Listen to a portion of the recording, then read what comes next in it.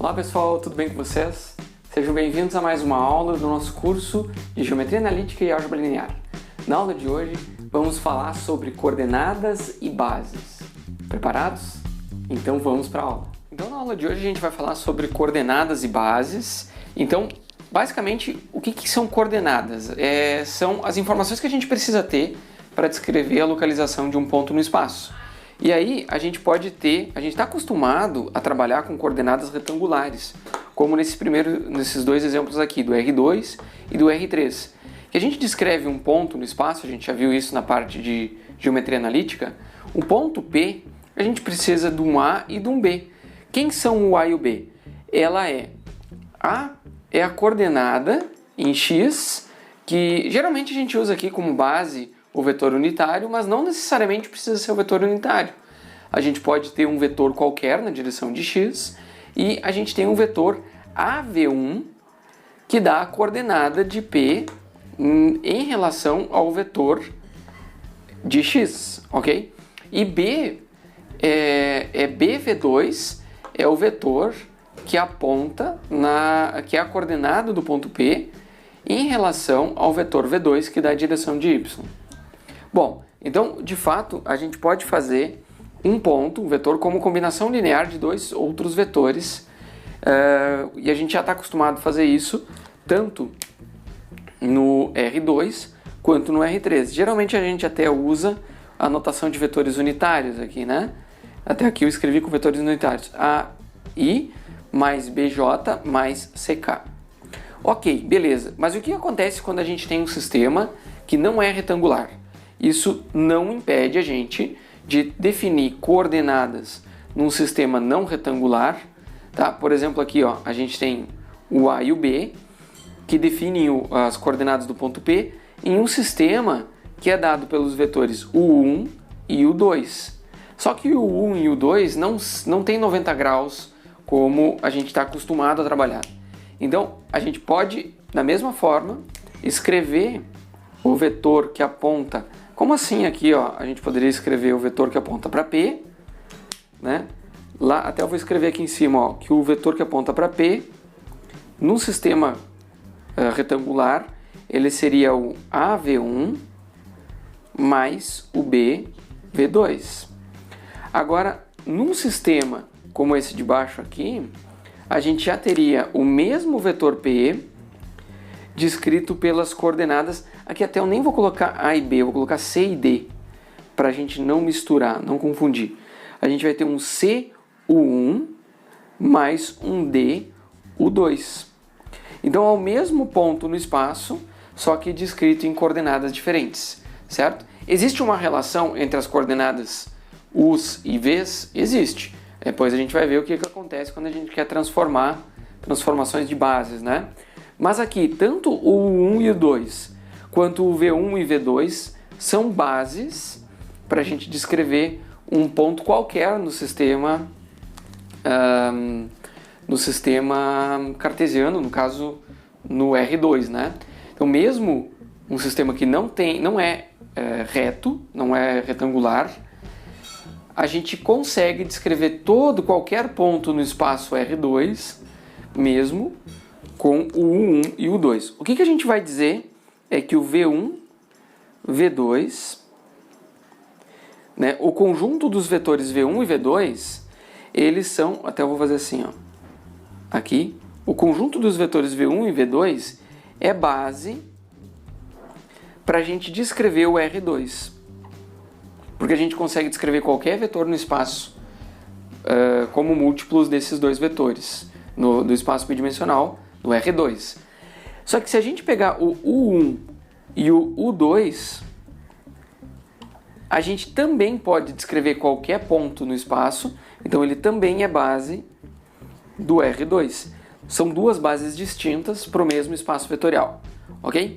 De fato, o que a gente vai dizer, a definição que a gente tem é a seguinte: se a gente tiver V como um espaço vetorial qualquer, e a gente tiver S, um conjunto de vetores, certo? Que seja um conjunto finito, e todos eles são vetores de V. Todos eles são vetores de V.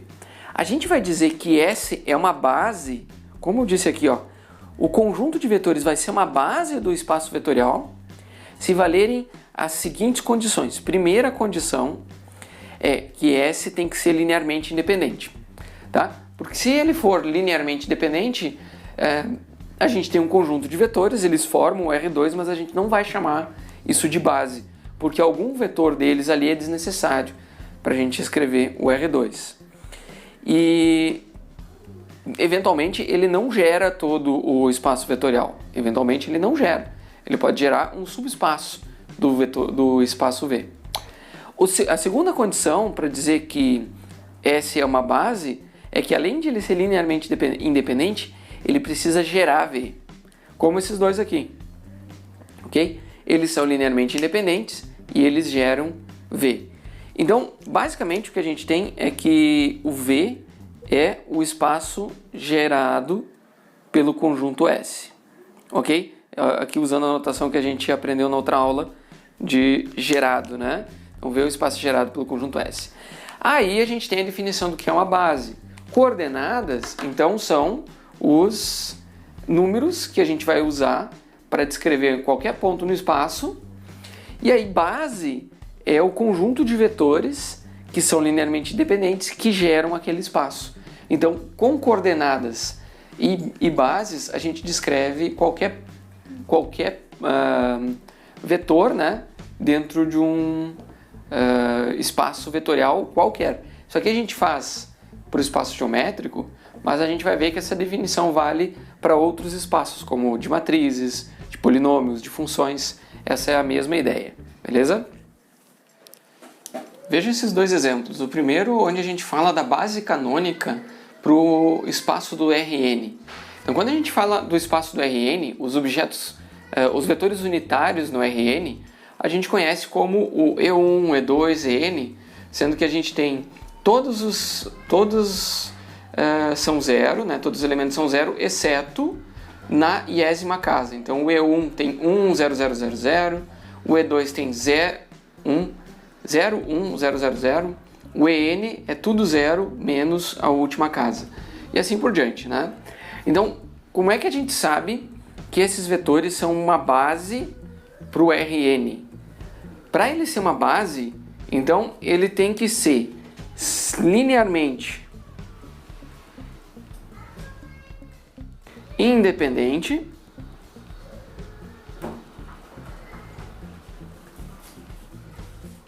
que de fato eles são, né?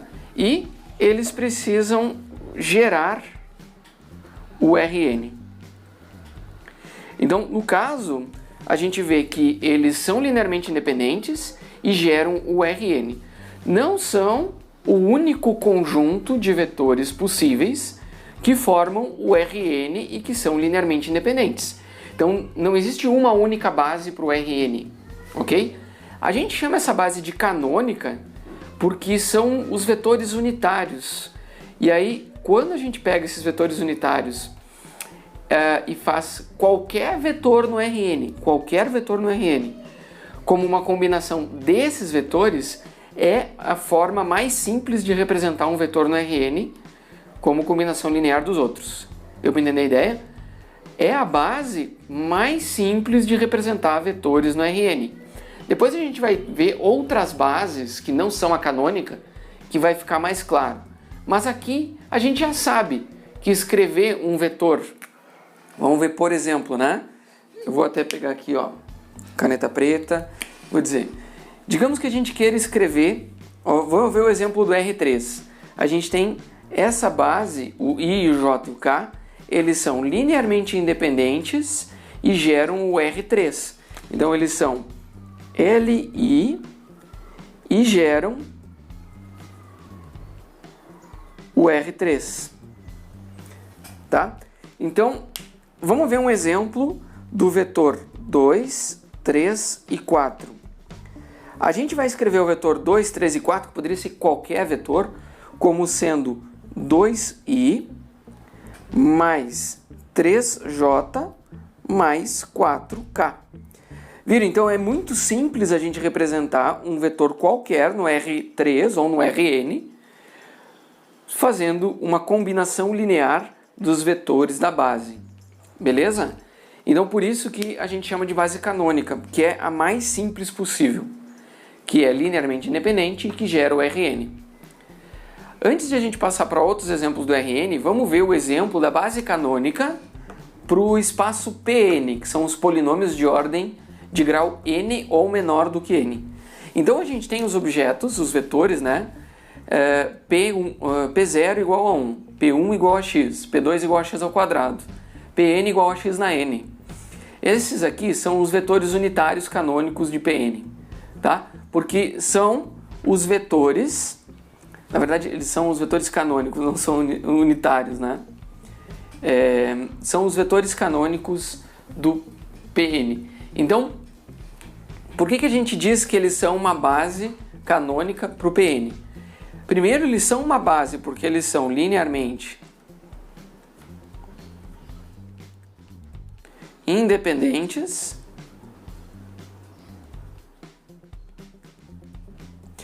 e eles geram o Pn, do jeito que a gente definiu o Pn nas aulas passadas. Então, o que acontece? Quando a gente pega, por exemplo, o vetor, um vetor dentro do Pn, que é o 3x na quarta mais 2x ao quadrado menos x mais 8. A gente pode escrever esse polinômio como sendo uma combinação linear daqueles p's. Então a gente tem o 3p4 mais 2p2 menos P1 mais 8P0. Então é a representação mais simples que a gente pode ter de um polinômio qualquer no Pn, certo? Que pode ser escrito como uma combinação linear desses objetos. Então são os objetos, ou seja, os vetores canônicos de Pn, porque essa é a representação mais simples. Pois a gente vai ver o que acontece quando a gente tem outras bases para esses espaços que não são a canônica. Daí vocês vão ver que elas também vão ser linearmente independentes, também vão gerar o espaço, mas eles não são tão simples quanto essa base canônica, que é a mais simples possível. Bom, então nesse exemplo a gente vai analisar, como eu falei, né, que a base canônica é a base mais simples para descrever qualquer vetor no R3. Agora a gente vai pegar uma outra base que a gente quer provar ou demonstrar que ela, verificar, né, se ela é uma base para o R3. Então lembra que precisa satisfazer duas situações, dois critérios. O primeiro, que ela é linearmente independente, e o segundo, que ela gera o R3. Então o primeiro a gente vai testar o seguinte, ó. Então eu vou anotar em vermelho aqui, ó. Será que ela é linearmente independente? Como é que a gente testa isso? Então, para ser linearmente independente, a gente vai ter que ter um C1 vezes V1 mais C2 V2 mais C3 V3 igual a zero. Essa equação precisa ter somente a solução trivial. Qual que é a solução trivial? É que C1, C2 e C3 precisam ser zero para ser linearmente independente. Tá? Isso aqui a gente já falou na aula passada sobre dependência e independência linear. Portanto, o que a gente tem que resolver é o seguinte, ó. C1, a gente tem 1C1 mais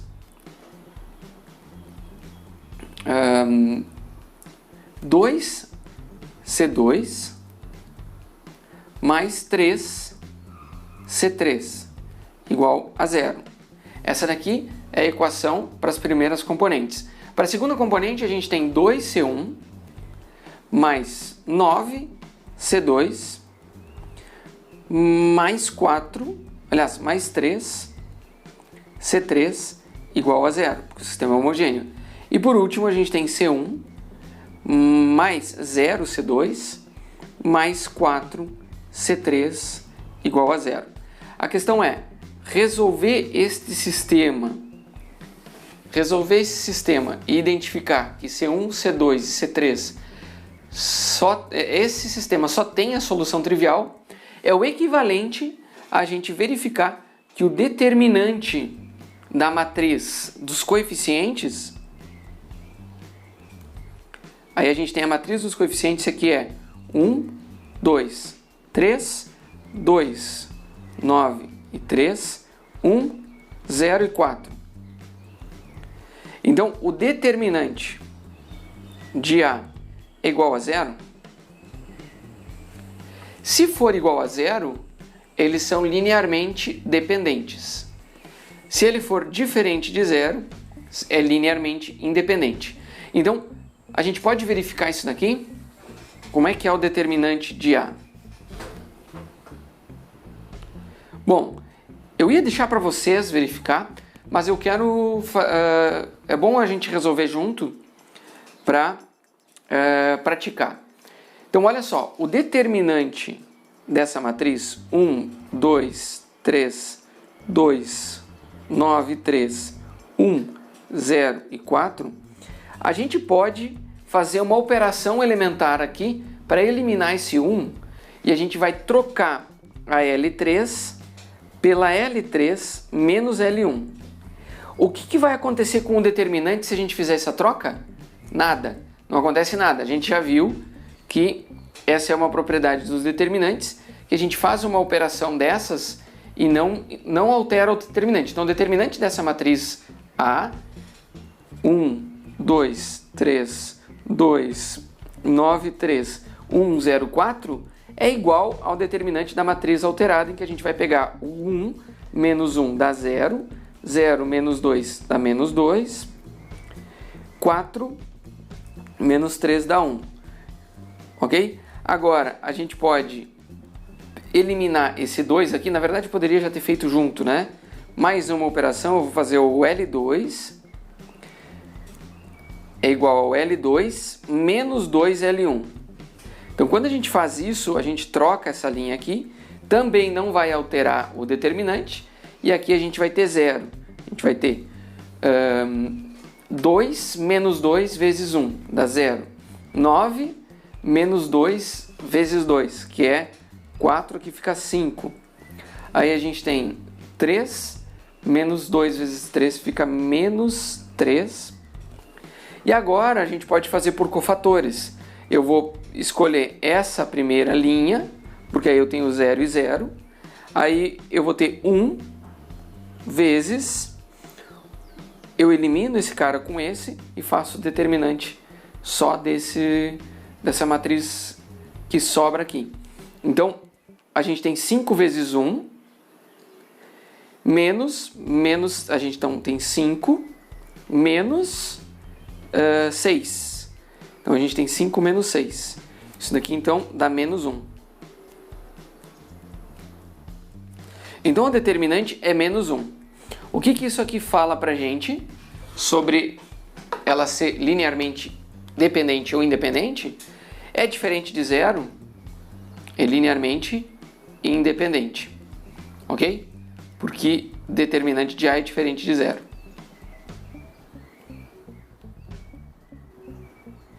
Tá? Isso tudo a gente já provou nas aulas passadas, então não preciso ficar explicando para vocês.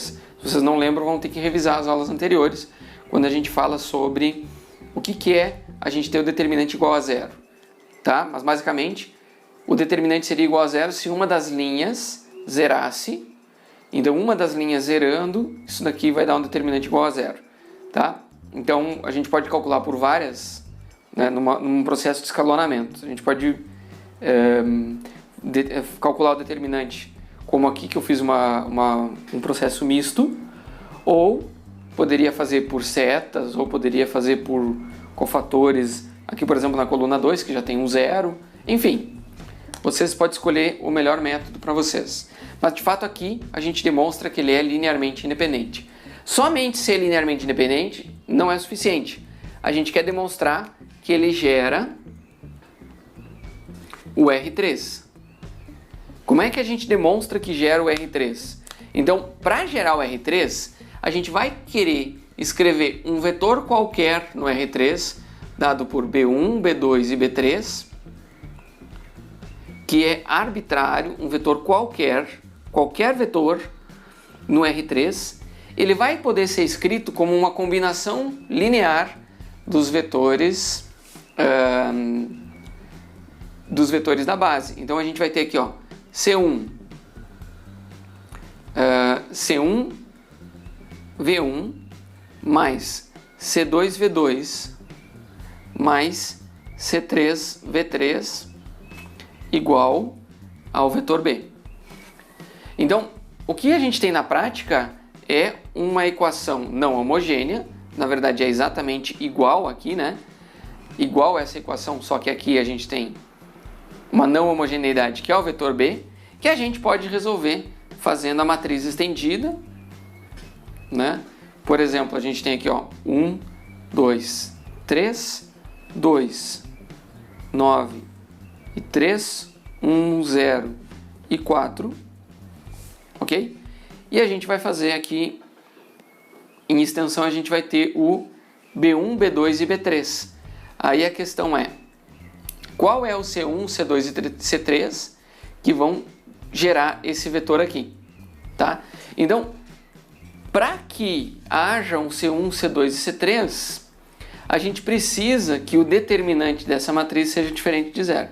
Então, na prática, a gente tem o mesmo critério, tá? Então, o mesmo critério que a gente usa para ver se gera o R3 é o critério que a gente usa para ver se ele é linearmente independente. A gente vai ver se o determinante de A é diferente de zero, ok? Então, o que acontece? Quando a gente pega a matriz de coeficientes, tá? E a gente verifica que o determinante é diferente de zero, a gente também tem que existe somente uma solução para o sistema não homogêneo, ok? Então só tem uma solução. Tem uma solução para o sistema homogêneo e uma solução para o sistema não homogêneo se isso daqui é diferente de zero, ok? Agora, se a gente quiser verificar se um vetor é linearmente, como é que a gente constrói, né, um vetor B qualquer? Aí é o que a gente fez na aula passada de independência linear. A gente tem o vetor B, por exemplo, né? O vetor B for 2, 5 e 8, aí, para a gente saber quais são os coeficientes C1, C2 e C3 que satisfazem essa equação, a gente pode resolver o sistema estendido a partir da matriz, o sistema não homogêneo a partir da matriz estendida. 1, 2, 3, 2, 9, 3, 1, 0, 4, e aí a gente coloca aqui 2, 5 e 8, tá? Mas aí eu deixo para vocês verificar isso daqui, até porque aqui vocês podem resolver isso daqui por Gauss-Jordan,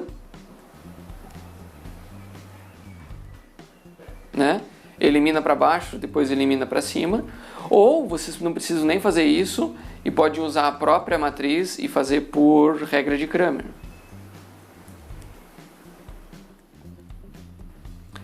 Que a gente viu a propriedade dos determinantes, né? Que a regra de Cramer a gente vai pegar, por exemplo, o C1, ele vai ser o determinante da matriz completa, que é o 1, 2, 3.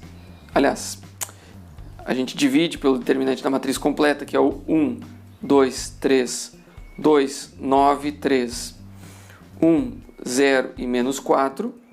E aqui no numerador a gente troca a primeira coluna pela coluna dos coeficientes de B, que é 2, 5 e 8. E aqui a gente continua com 2, 9 e 0, 3, 3 e 4. Esse daqui é o C1, que daí a gente troca essa coluna. No C2 a gente troca a coluna 2 e no C3 a gente troca a coluna 3.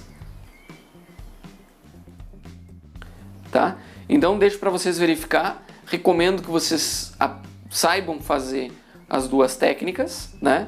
Tanto pelo Gauss-Jordan quanto pela regra de Cramer. E assim vocês encontram quais são os parâmetros C1, C2 e C3, que são as coordenadas do vetor B.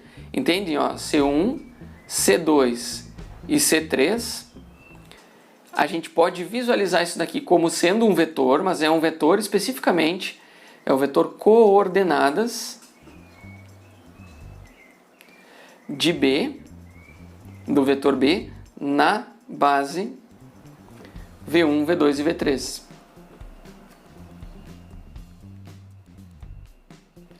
Ok? Então, a gente tem um vetor de coordenadas na base de coordenadas que nos levam ao vetor B na base desses vetores que a gente tem que geram o R3, ok? Então, cada vetor no espaço vai ter um único vetor de coordenadas. Pode parecer confuso, né? Mas, de fato, não há nenhuma restrição lógica para a gente não ver essa isomorfia, ou seja, o vetor de coordenadas ele tem as mesmas características e propriedades de um vetor no espaço R3. Então, apesar disso daqui não ser o que a gente chama de R3, ele tem a mesma característica, que são 3 números, as mesmas propriedades, certo? Mas só que ele é um vetor de coordenadas. E o vetor de coordenadas só faz sentido a gente falar o vetor de coordenadas quando a gente associa esse vetor de coordenadas a um vetor qualquer no nosso espaço, dada uma base, tá? Então, por isso que a gente chama de coordenadas e bases, ok? Nesse exemplo, a gente vai ver o que é a base canônica das matrizes M por N. Agora, para a gente falar sobre as M por N, a gente vai começar com um exemplo da M22 e aí vai ficar claro para vocês como é que funciona a base canônica para o Mn, para qualquer tamanho de matriz. Então, no caso das matrizes quadradas, a gente precisa de pelo menos 4 matrizes para formar uma base. Por quê? Porque a gente tem a matriz M1, que é a 1, 0, 0, 0, a M2, que é 0, 1, 0, 0, a M3, que é 0, 0, 1 e 0, e a M4, que é 0, 0, 0 e 1. Então, por que a gente... vamos verificar como essas matrizes formam uma base para o Mn. A primeira coisa é verificar a independência linear. Então, a gente vai fazer o seguinte. Será que a gente tem um C1M1 mais um C2M2 mais C3M3 mais C4M4 igual a 0? Como é que a gente vai ter o C1, C2, C3 e C4? Será que só tem a solução trivial? Lembra que precisa ter somente... Se tiver somente solução trivial, elas são linearmente independentes. Então a gente tem o seguinte, ó. C1, que multiplica 1, 0, 0 e 0, mais C2, que multiplica o 0, 1, 0 e 0, mais o C3, que multiplica 0, 0, 1 e 0, e o C4, que multiplica o 0, 0, 0 e 1. Aqui. Ok? E aí a questão é que isso tem que dar o vetor nulo, e a gente já sabe que o vetor nulo desse espaço é o 0, 0, 0 e 0 aqui. Tá? Que a gente já estudou esse espaço vetorial. A questão é, quando a gente multiplica um número vezes essa matriz, e todos os outros é zero, a única forma de a gente chegar nesse primeiro elemento zero, com uma combinação linear aqui, é que o C1 seja zero. Da mesma forma para o C2, para o C3 e para o C4. Então o vetor de coordenadas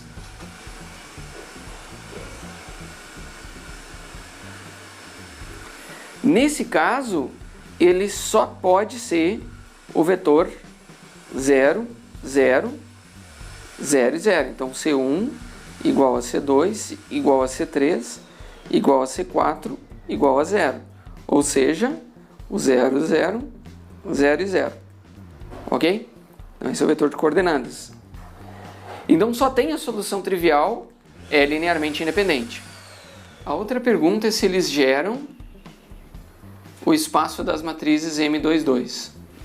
Para a gente ver isso, a gente vai ter o seguinte, ó, C1, M1, mais C2, M2, mais C3, M3, mais C4, M4, tem que gerar uma matriz qualquer, que seja uma matriz, por exemplo, A, B, C, D.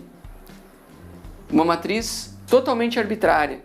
A questão é, será que a gente consegue com a combinação adequada de C1, C2, C3 e C4, escrever qualquer matriz do espaço M22, então a gente vai ter o seguinte, ó, C1 vezes o 1, 0, 0, 0, mais o C2 vezes o 0, 1, 0 e 0, mais o C3 vezes o 0, 0, 1 e 0, mais o C4 vezes o 0, 0, 0 e 1. Isso aqui vai ter que dar o A, B, C e D. A questão é, será que a gente consegue escrever o A, B, C e D? Bom, para vocês verem como é simples quando a gente está na base canônica, é muito óbvio que a gente vai ter que a solução para esse problema vai ser que o C1 tem que ser igual ao A, o C2 tem que ser igual ao B, o C3 tem que ser igual ao C e o C4 tem que ser igual ao D. Então, o vetor de coordenadas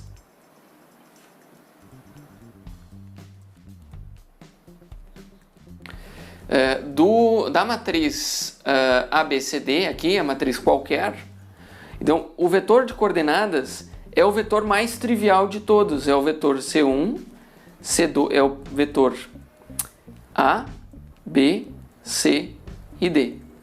Então os próprios elementos da matriz formam o vetor de coordenadas se a gente está na base canônica, isso é importante. Se a gente não está na base canônica, aí o vetor de coordenadas vai ser bem mais complicado do que a gente simplesmente olhar aqui e ver qual é essa relação.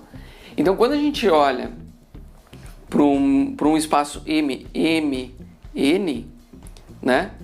Aí a gente vai ter as matrizes M, as matrizes M e N. Então a base canônica para o espaço M, N, as matrizes de tamanho M por N. Então são as matrizes MN distintas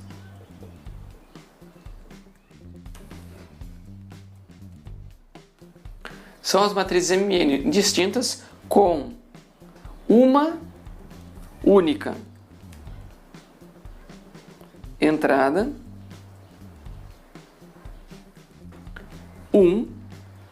em todas e todas as demais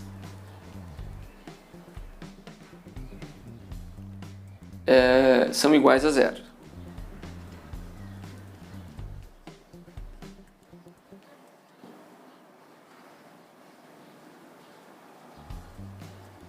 Tá? Então é isso daqui, ó. A base canônica do 2 por 2 é 1, 0, 0, 0, tá? E daí a gente vai tendo todas as matrizes necessárias. Notem que para a gente ter o 2 por 2 a gente precisou de 4 matrizes, tá? Então a gente tem são 4 elementos, a gente precisa de 4 matrizes. No caso da M por N, imagine a 3 por 3, aí a gente vai precisar de 9 matrizes. A 2 por 3, a gente vai precisar de 6 matrizes. Então, a quantidade de vetores na base vai depender, de matrizes na base, vai depender do produto M versus N. Então, se a gente tem 4 por 5, a gente vai ter 20 matrizes, porque é o número de elementos distintos que as matrizes têm, ok? Então, é isso que a gente considera a base canônica das matrizes M por N, tá? E a gente verificou na M22. Então olha só esse teorema. O teorema que a gente conhece como unicidade da representação em uma base. Como assim? Se a gente tem uma base que é um conjunto de vetores V1, V2 até Vn, que forma o espaço vetorial V. Então cada vetor em V pode ser expresso na forma V igual a C1, V1 mais C2, V2 até Cn, Vn, de exatamente uma única maneira, ok? Então essa aqui, ó, a gente vai escrever qualquer vetor como uma combinação linear dos vetores da base, mas com somente um vetor coordenadas C1, C2 e C3. Então é exatamente de uma única maneira. Como é que a gente demonstra isso? Vamos imaginar que a gente vai escrever o vetor V como sendo C1 V1 mais C2, V2 mais até o C3V, aliás, CNVN. CNVN. Agora a gente vai escrever o mesmo vetor, só que com uma combinação de outros coeficientes, por exemplo, K. K1, V1, K2, V2, mais, aí a gente tem o KNVN.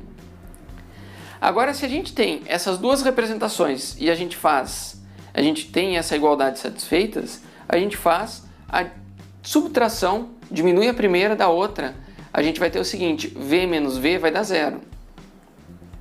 Ok? Zero vetor aqui. Aí a gente tem C1 menos K1 vezes o V1. Ok? Aí a gente tem mais o C2 menos K2 vezes o V2.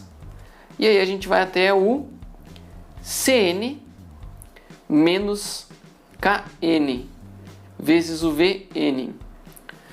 Só que olha só, o vetor unitário é zero em todas as componentes. Então a única forma de ser zero em todas as componentes, para a primeira, é que o C1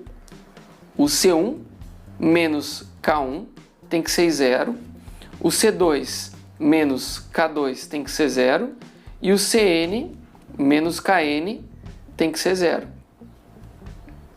Ok? Ou seja, o C1 tem que ser igual ao K1, o C2 tem que ser igual ao K2, o CN tem que ser igual ao KN. Então isso nos mostra que a gente só tem sempre uma única forma de representar um vetor qualquer no espaço V como combinação linear de vetores de uma base de V. Ok? Então, imaginem, por exemplo, que a gente quer representar um vetor no espaço tridimensional. Aqui a gente tem o Y, o X e o Z. E aí a gente quer representar um vetor qualquer aqui, ó, vetor V. Ele sempre vai ser, a gente sempre vai ter um vetor, por exemplo, aqui a gente tem o I, o J e o K, a base canônica, né? O I, J e K. Ficou meio apertado, pequeno, mas enfim. Aí a gente vai ter um único número vezes o K para fazer a componente Z. A gente vai ter um único número, a gente só vai ter um A vezes I. A gente vai ter um B vezes J, aqui a gente tem o A, aqui a gente tem o B. E a gente tem um C vezes K.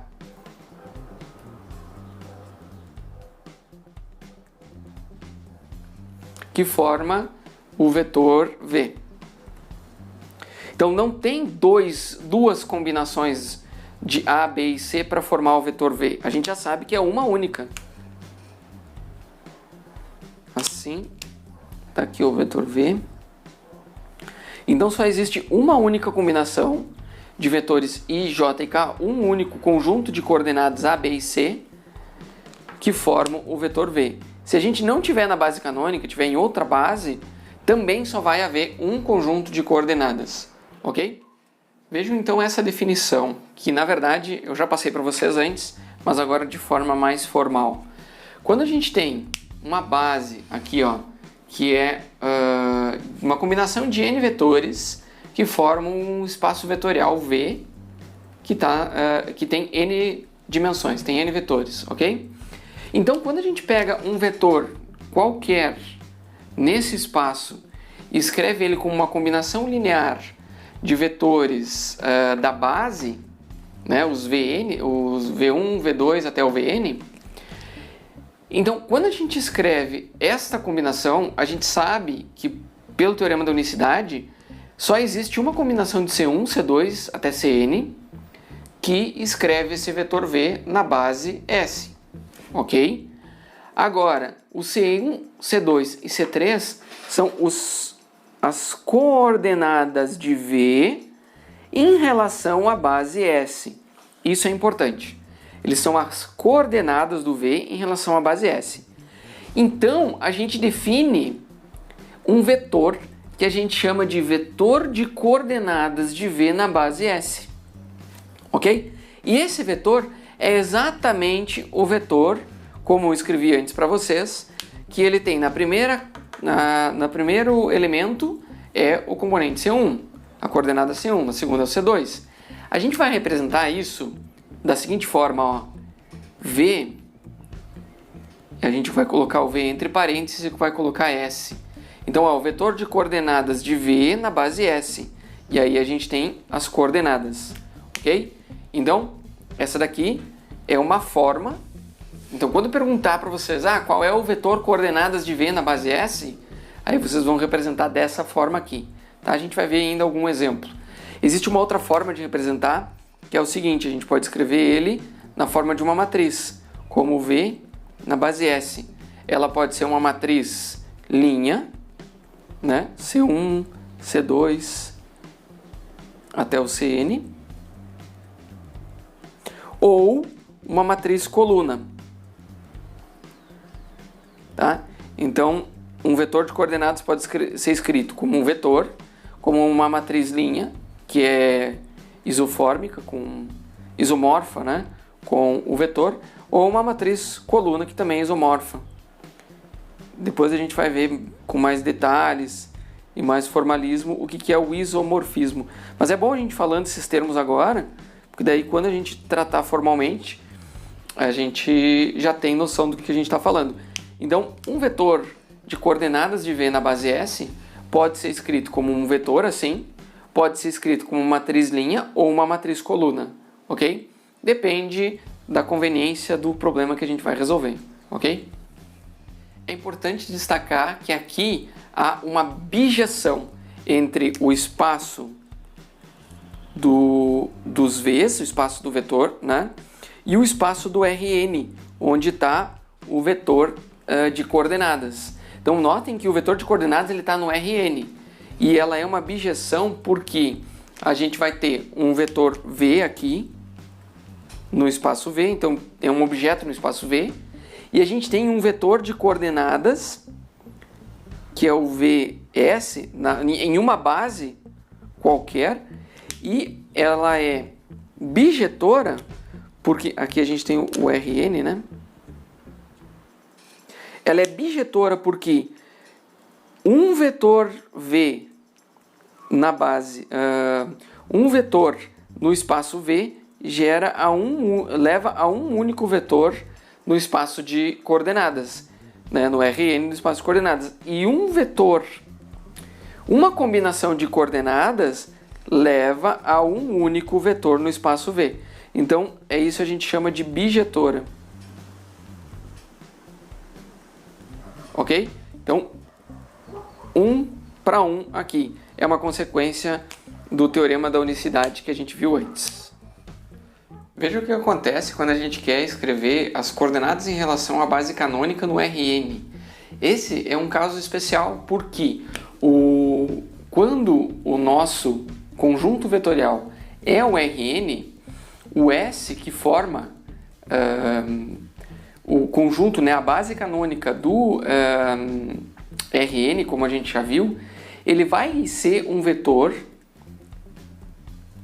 né? O vetor coordenadas, ele vai ser exatamente igual ao próprio vetor. Tá? Então, o vetor coordenadas vai ser igual ao próprio vetor nesse caso. Veja só, por exemplo, no caso do R3. Tá? Né? Só para a gente ilustrar isso. No R3, a gente pega um vetor V, que a gente ilustra e representa ele por A, B e C. Ok? Aí, na base canônica, se S é a base canônica é o I, J e K. Ok? Então a gente vai escrever o vetor V na base canônica como sendo A vezes I mais B vezes J mais C vezes K. Beleza. Quem que é o vetor de coordenadas na base S, no caso da base canônica, né? Isso só vale para a base canônica, né? Se for uma outra base não canônica, não vai valer. O vetor coordenadas vai ser A, B e C. Então, vendo que é igual, então aqui a gente tem essa relação. Elas são iguais. O vetor de coordenadas na base canônica e qualquer vetor no espaço do Rn. Mas isso é só para esse caso. Vamos ver o que acontece quando a gente quer escrever o vetor de coordenadas em relação à base canônica no caso de um polinômio de ordem n. E a gente quer... Qual que é a base canônica do Pn? Vocês lembram que a base canônica do Pn, né, ela é 1x, x ao quadrado, e aí assim a gente vai aumentando a ordem até o xn. Então essa é a base canônica do Pn. Como é que a gente escreve o vetor em relação à base canônica? A gente tem o Px, ele vai ser C0 vezes o P1, né? Vezes o P0, mais o C1 vezes o P1. Esse é o P1, né? Aí a gente tem o C2 vezes o P2, que é o x ao quadrado. E assim é mais. Aí a gente segue até o Cn, Pn. Então, quando a gente pega um vetor qualquer no espaço dos polinômios, ok? E escreve ele como uma combinação linear de vetores da base canônica do Pn, o vetor coordenadas, tá? O vetor de coordenadas de Px na base S, tá? Ele vai ser P de x na base S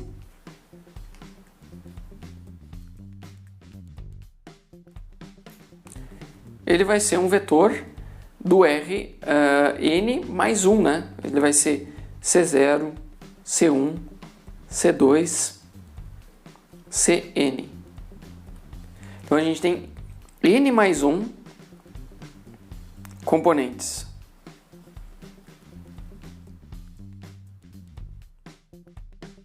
Tá? Só para observar. Esse aqui, então, é o vetor coordenadas, né, do vetor de um vetor qualquer na base canônica de Pn, né, que é o vetor coordenadas dele na base S. Ok? Então, o item B desse exemplo aqui é uma coisa que a gente já fez, de fato. Mas, como é que a gente escreve o vetor coordenadas, o vetor de coordenadas da matriz B em relação à base canônica de M22? Então, B é uma matriz 2, 2. Então, o que a gente tem é o seguinte, ó. A gente vai escrever o B, que é o A, B, C e D, como sendo um A vezes a matriz 1, 0, 0, 0, mais um B vezes a matriz 0, 1, 0 e 0. Né? Então, aqui ó, vai ser o único item que vai ser diferente de 0 é aqui para a gente ter o B.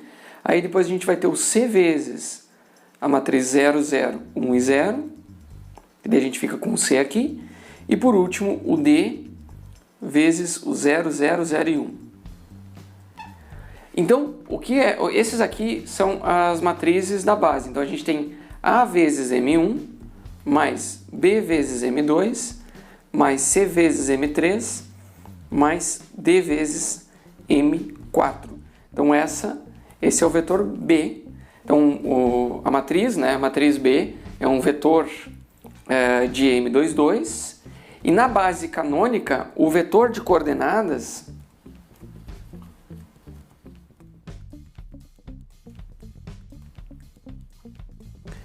de B em S, sendo que S são, vou escrever aqui, ó, em S, que são as matrizes M1, M2, M3 e M4. Então, o vetor de coordenadas de B em relação, aliás, na base S, ele vai ser o seguinte, a gente vai escrever B, aí entre parênteses a gente coloca um subíndice S, ele vai ser um vetor A, B, C e D. Então esse daqui é o vetor de coordenadas. Notem que o vetor de coordenadas ele sempre está no Rn, e o n é a mesma dimensão da matriz. Então aqui a gente tem 4 matrizes formando a base, né, do M22. Então a gente vai ter um vetor de 4 coordenadas. Aqui a gente tem n mais 1 vetores na base formam um vetor de coordenadas com m mais 1 componentes. Ok? Bom, pessoal, então agora a gente vai ver um exemplo onde a gente trabalha com as coordenadas no R3. E aqui, ó, esses 3 mesmos vetores que a gente já viu antes, que formam uma base para o R3. E agora, será que a gente consegue encontrar o vetor de coordenadas para esse vetor 5, menos 1 e 9? Então, de fato, a gente sabe que se esses vetores, né, S é uma base, S dado por V1, V2 e V3, ela é uma base para o R3, então qualquer vetor no R3 pode ser escrito como uma combinação de C1V1 mais C2V2 mais C3V3. Então a gente tem que achar, para cada vetor V nesse espaço vetorial, existe uma combinação de C1, C2 e C3, uma única combinação de C1, C2 e C3 que descreve o vetor V dessa forma. Então, a gente quer saber, no caso, né, a gente quer saber qual é o C1, C2 e C3 que descreve esse vetor V 5, menos 1 e 9. O que a gente vai ter na prática é aquele sistema de coordenadas, né, aquele sistema de equações, ó. C1 mais 2 C1 mais 2C2 mais 3C3 igual a 5. Isso aqui é para o X. Agora para o Y. A gente tem 2C2 mais 9C2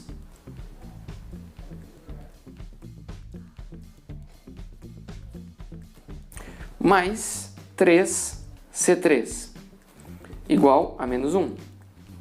E aí a gente tem o C1 mais 0C2 mais 4C3 igual a 9. Então a gente precisa resolver esse sistema, tá? E eu vou deixar para vocês verificar, mas vocês podem resolver de várias formas. Uma delas é usando a matriz de coeficientes aqui. Aliás, a gente sempre vai ter que usar a matriz de coeficientes aqui, né? Mas a gente tem a matriz 1, 2, 1, 2, 9 e 0, 3, 3 e 4. E aí a gente tem os coeficientes da não homogeneidade como 5, menos 1 e 9. Agora, vocês vão resolver isso daqui por regra de Cramer ou por Gauss-Jordan, aí fica para vocês, tá? Mas de fato, quando a gente resolve isso daqui, vocês devem obter C1 igual a 1, C2 igual a menos 1 e C3 igual a 2, tá? Então verifiquem isso daqui. Ok? Aí a pergunta era, quem é o vetor de coordenadas? Então o vetor de coordenadas de V nessa base, olha só que interessante, quando a gente fala da base S, a gente tem o vetor de coordenadas é 1, menos 1 e 2, tá? Mas, por outro lado, na base canônica,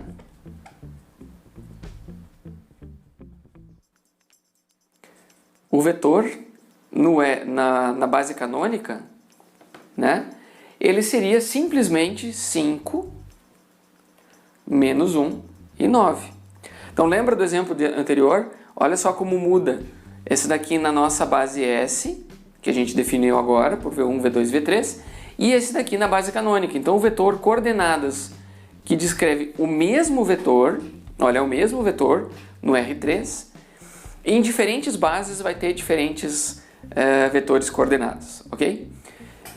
Agora, para a gente encerrar, a gente quer, a letra B pede para a gente encontrar um vetor no R3 cujo vetor coordenadas em relação à base S, que é essa daqui, ela é dado por menos 1, 3 e 2.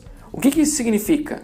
A gente quer que o vetor V, eu vou chamar de U para não ficar igual aquele V ali, né? A gente quer um vetor U, né? Então a gente tem o vetor U no R3 escrito naquela base. A gente vai ter menos 1 vezes o V1, mais 3 vezes o V2 e mais 2 vezes o V3. Então na prática isso daqui é menos 1 vezes 1. Até eu já posso... Bom, vamos fazer por partes aqui. 2 e 1, mais 3 vezes o V2, que é 2, 9 e 0, e mais 2 vezes o V3, que é 3, 3 e 4. Então a gente tem menos 1, menos 2 e menos 1.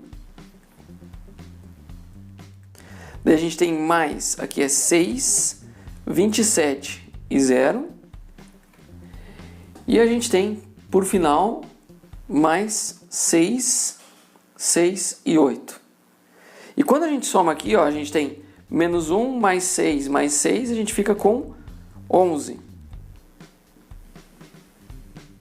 Menos 2 mais 27 mais 6, a gente fica com 31. Menos 1 mais 0 mais 8 fica 7. Então o vetor U é o 11, 31 e 7.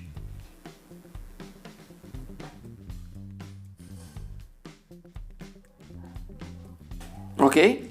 Então, assim a gente escreveu o vetor na base. Esse daqui é o vetor do R3, que tem essas coordenadas nessa base aqui. Ok? Então, na aula de hoje, a gente estudou coordenadas e bases para poder escrever um vetor no espaço vetorial. Na próxima aula, a gente vai estudar o conceito de dimensão de espaços vetoriais. Lembrando que agora é com vocês, façam os exercícios, deixem suas dúvidas no fórum da disciplina e sempre que tiver oportunidade, ajuda alguém a aprender um conceito, porque assim você também aprende. Com isso a gente encerra a nossa aula, um abraço e até a próxima!